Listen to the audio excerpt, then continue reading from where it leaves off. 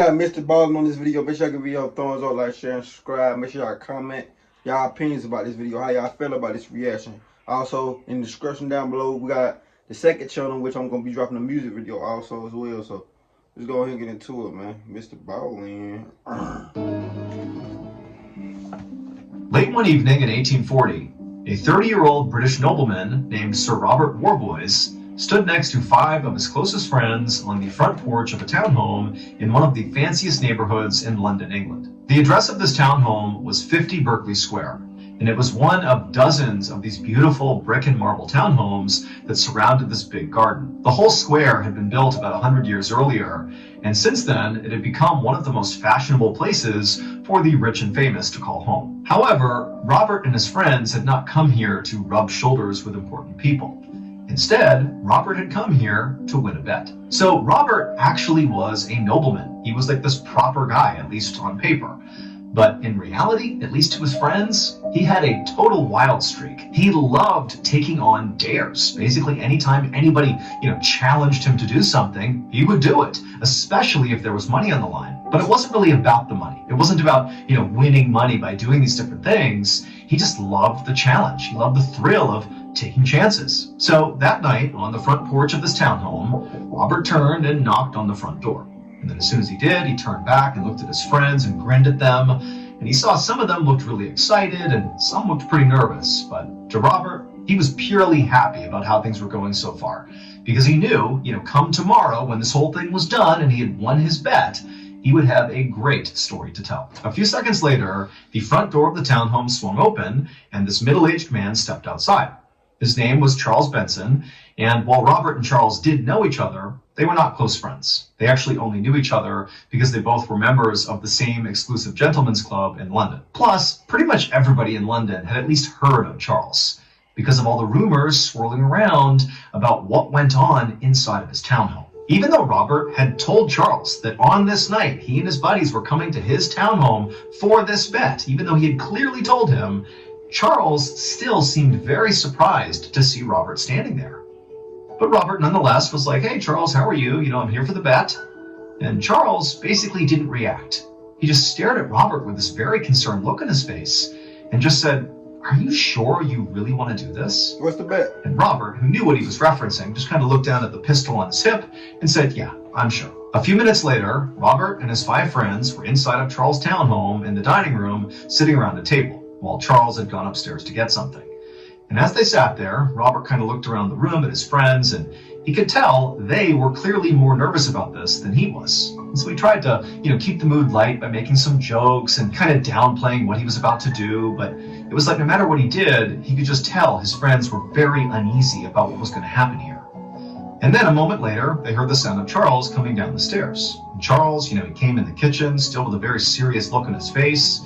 He walked up to them, and he reached in his pocket, and he pulled out this old iron key, and he placed it in the middle of the table. And as soon as he did that, the room went completely silent, and everybody just stared at this key. And then Charles eventually broke the silence and explained to the group that over the last 10 years of living in this townhome, he had only used that key maybe 2 or 3 times total. And when the key was not in use, Charles said he actually hid the key, just to make sure it never wound up in the wrong hands. But now, again with that somber look on his face, Charles looked over at Robert and said, "If you're really sure about this, the key is yours to take." And Robert, with no hesitation, reached out and snatched the key, showing his friends and showing Charles that he was not about to get cold feet. A couple of minutes later, all the men stood up from the dining room table, and then Charles led the group up the thin, narrow, creaky staircase to the second floor. When they got to the second floor, Charles led them down this narrow hallway that came to a stop in front of this closed door. At this point, all 7 men were kind of crowded together right in front of this door. But it was obvious that even though Charles lived in this townhome, he was sort of hesitant to get even close to this door. Like he really didn't want to be. If that's his door and he don't want to get close to his own door, what the fuck make you think you want to goddamn go in his door that he don't even want to go by? Like imagine. Like going to somebody's house and they got a room that they don't even want to go in, but you want to go in that motherfucker? Okay. Anywhere near it. Also, all of Robert's friends were sort of reacting the same way too. I mean, they were the ones that actually dared Robert to do this in the first place, But now that they were actually here, about to go through with it, they were looking at Robert like he was totally insane, and also they were kind of hoping that, maybe he would just back out and they could just leave. But Robert did not seem remotely like he was about to back out. He had a very determined look on his face, and as everybody else was kind of cowering away from this door, Robert stepped up, reached into his pocket, pulled out that iron key, and put it into the lock. And as he began to turn the lock, everybody else took steps farther away from him. And then he pulled open the door, and as he did, everybody gasped, and Robert even took a step backwards. But when Robert actually looked through the now open doorway, he just laughed, because it was just a normal bedroom. It was filled with all this old but very expensive looking furniture. On one side of the room was this big wooden dresser with a huge round mirror above it, and then on the opposite side of the room was this big 4-poster bed. And right above this bed, dangling down from the ceiling, was this red ribbon. Now, Robert knew that in a rich nobleman's house, there were ribbons like this one that are known as bell pulls. A nobleman could pull on that lever, and it was connected to a pulley system that rang a bell down in the servants' quarters. And when the servant heard that bell, they would see what room it was coming from, and they would go up to the room to see what the nobleman needed. And so after taking in the sight of this bedroom, Robert took a confident step into the room. And as soon as he did, Charles reached out and grabbed him by the wrist and said, "Hey, Robert, this is your last chance to change your mind. Are you sure you want to go through with this?" And Robert kind of looked back at his friends and smiled and said, "I'm sure. I'll see you guys tomorrow morning once I've won the bet." Then Robert released Charles's grip on his wrist, walked into the room, turned, shut, and locked the door. At this moment, Robert's friends didn't really know what to do. They were still sort of shocked that Robert was actually going through with this. I mean, even by his standards, this felt particularly reckless. They also felt kind of guilty. I mean, they were the ones who ultimately put him up to this. So, if Robert got hurt, which in theory could actually happen here, it would be partially their fault. I don't know. So Robert's friends turned to Charles to see what he was thinking.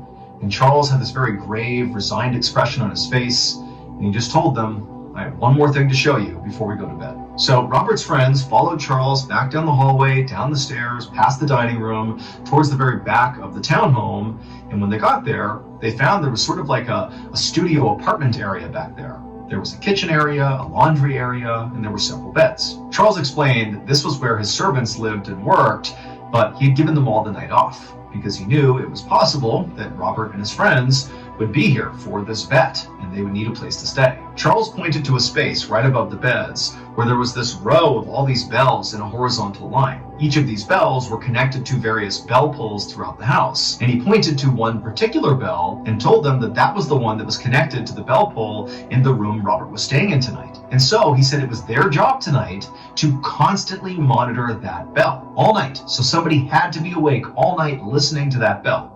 Because heaven forbid, if Robert pulls that bell, that was going to be the signal that something bad had happened in that room. And so their job was basically to be on guard all night to potentially run up and rescue Robert if he needed it. Question, live, description, blackjack, and just focus exclusively on this bell. But it had really created a lot of extra tension in the room. They're basically all just staring at the bell, dealing one hand after another, paranoid it would go off, and wondering what would even happen if it did. And so hand after hand, the friends are playing blackjack, anxiously watching this bell being completely silent, and then suddenly they hear this sound that makes them all jump. But it wasn't the bell.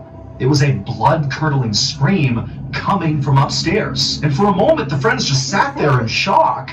And then they got up and began running out of the servants' quarters to see what was going on. And as they did, Robert's bell began ringing furiously, so loud it hurt their ears. And so they charge out of the servants' quarters and literally bump into Charles, who also is coming to figure out what's going on. And as a group, they begin running up the stairs to the second floor. And all the while, the bell is ringing furiously. There's screams coming from Robert's bedroom. And by the time they got to the second floor, suddenly everything went silent. The ringing stopped, the screaming stopped. They're in the second floor in that hallway, and it's just deadly silent. And up ahead of them is that closed door. And so Charles and the group, they begin walking down the hall, having no idea what to expect. And right as they're about to reach the door, they hear this loud bang sound. And then silence again. Seconds later, Robert's friends were at that door, pounding on it, screaming for Robert, "Come open the door," because Robert was the only one with the key. But Robert wasn't making any noise. The room was still totally silent. And so eventually the friends began kicking on this door to try to break it down. All the while, Charles is just kind of standing back in the hallway watching this horrible thing unfold. And then finally, the friends managed to literally kick the door in. I mean, it's a 100-year-old house. The door gets kicked in, and the friends stumble into the room, and they look over towards the bedroom, and they all just freeze in shock. When Charles bought this townhome 10 years earlier, it came with a very dark backstory. The previous owner had apparently kept his violent and psychotic brother locked up inside of this second floor bedroom, where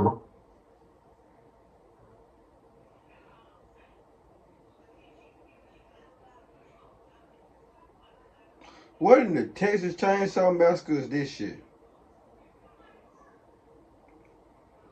Robert was. And after this brother died inside of this room, all these strange and frightening things began happening inside of this room. People began hearing these awful wailing sounds coming out of this room when nobody was in there, and then they'd go into the room and the wailing would stop, but furniture had been moved all around the room, even though, again, no one had been in there to do that. And then also, people began seeing this sort of amorphous gray figure sort of moving around inside of that room, especially at night, kind of slinking up against the wall and across the floor. And even though nobody had any idea what it was, it just felt like it was evil. And so they began calling it the nameless thing, and they referred to it as the physical manifestation of evil. However, not everybody believed this story. In fact, one person who absolutely did not believe the story was Robert Warboys. He thought this was just a tall tale designed to scare people. And so when his friends dared him to spend one night inside of that bedroom where supposedly the nameless thing lived, he happily accepted, because to him, it didn't seem risky at all. You know, spending one night in the haunted room was no big deal, because it's not actually haunted. He'd be fine. And anyways, it would make for a great story to tell down at the Gentleman's Club. Unfortunately, though, the night in that bedroom did not go as Robert hoped. When Robert's friends burst through the bedroom door and looked inside, the first thing they noticed was the bell pull, the ribbon from the ceiling, had been yanked out of the ceiling, and Robert's pistol was on the ground next to the bed. And then on the other side of the room, there was a very obvious bullet hole in the wall. And so that was the loud bang sound they heard as they were coming down the hall. It was the pistol going off. And then there was Robert. Robert was laying on the bed, and he was totally rigid, and he actually was still clutching the red ribbon from the bell pull. And as they stared at him, they saw his eyes were wide open and bloodshot, and his lips were kind of pulled back in this horrible grimace with his teeth exposed. And for a second, his friends thought Robert must be having a seizure of some kind. That's why he was so tight on the bed like that. And so they ran to him, trying to snap him out of it. But as soon as they touched him, they realized that the reason he was rigid was not because of a seizure. It was because Robert was dead. That night, Charles would call the local coroner, who would come by and take Robert's body, and also he would open up an official inquest into Robert's death to figure out what had happened to him. And the verdict of this inquest was that Robert had died from massive heart failure caused by unknown circumstances. But to Charles and all of Robert's friends who were there that night and actually saw Robert in the room, it seemed plainly obvious that what had happened here was Robert had come in contact with the so-called nameless thing in that room, and it literally scared him to death. In the nearly 200 years since Robert's death, 50 Berkeley Square has had many different owners, and virtually all of them have reported either seeing, feeling, or hearing some sort of malevolent, ghostly presence inside of that second floor bedroom. To this day, that particular bedroom, where the nameless thing apparently resides, is considered one of the most haunted places in the entire world. That's crazy as fuck, not gonna lie to y'all. Start doing dumb dares, please, y'all. Especially when it got something to do with ghosts, cause you see this man just died.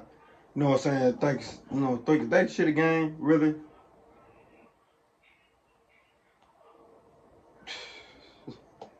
Dumb dares, bro. I swear to God, bro. But yeah, man, make sure y'all give your thumbs up, like, subscribe. Would y'all have did this dare? Yes or no in the comments. Let me know why, you know what I'm saying? Let me know if y'all would have did this, you feel me? Got to do another video I got to do on my second channel. Make sure y'all go, you know what I'm saying? Go subscribe, you know what I'm saying? Go watch the video, man. Let's ride, man.